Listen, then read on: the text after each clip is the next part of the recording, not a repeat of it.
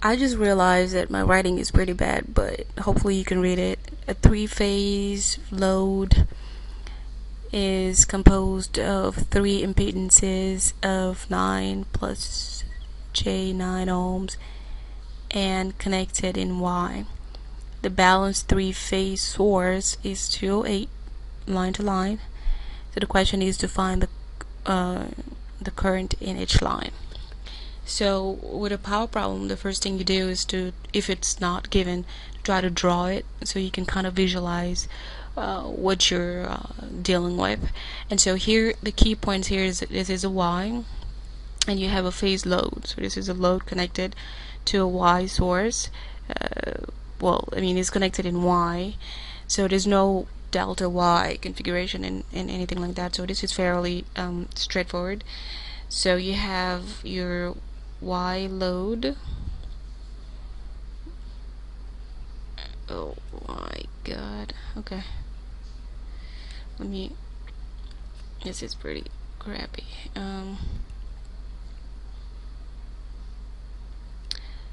Alright, you get the point. Connected to a...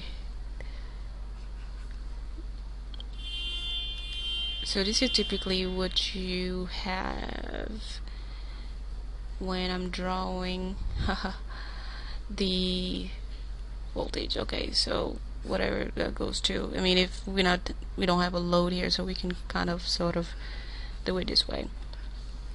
And sometimes they give you like a Y connected source to a delta connected load, and then they ask you a bunch of questions in it. But this case, this is just a source with a three-phase, like three impedances and Y connected. So this is your 9 plus J9 ohms on all three of them. So there's nothing that we have to convert here. This is fairly straightforward. And then you have your 208 here, line to line. I think this is it, right? Unless you kind of think in another way, because I don't have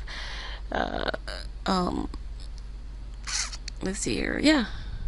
Okay, so now what's the question? The question is to find IL. Let's go to the handbook once again. So the handbook says that for Y you have your line current is equal to your phase current, but then your line voltage is square root of 3 times your phase voltage. Therefore here we have our line voltage here. So this is our phase. So the question is to find the current in each line.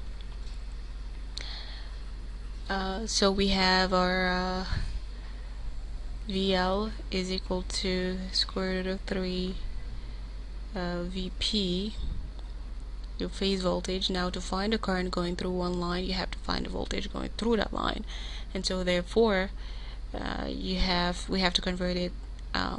We have to deal with the phase voltage. So to find the phase voltage, we have the 208. We have to divide that by square root of 3, and so this will give me 208 divided by square root of 3. It's a 120 volt.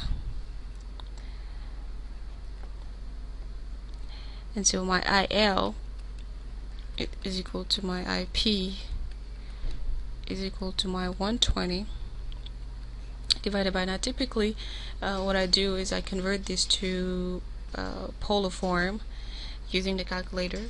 You can do it by hand as well, by squaring this, that. I think I've done some examples on that, but you can use the calculator. It's a lot faster, no mistakes.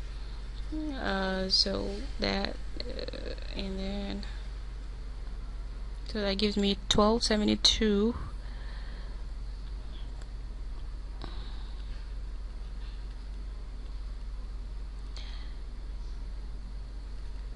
oh no 12, that's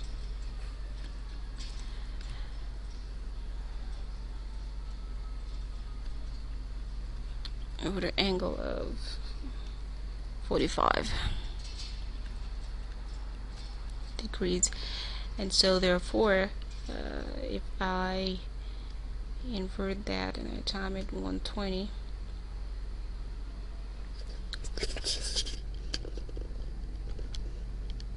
I have IL is 9.4 with an angle of course negative 45, but typically the impedance is just real part, so IL is 9 amps, 9.4 amps, and that's the answer. Now let me think about mistakes that as students we make.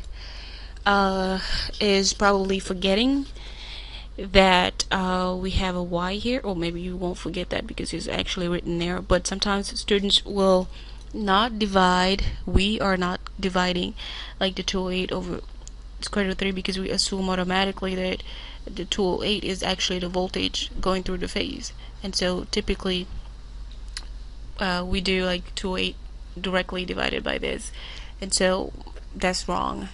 So you have to be a little careful here between phase and line, differentiating that and understanding what's your phase, what's your line, and exactly what they're asking you. So drawing it will actually help you a little bit. So that was fairly easy. Questions, let me know. Thanks.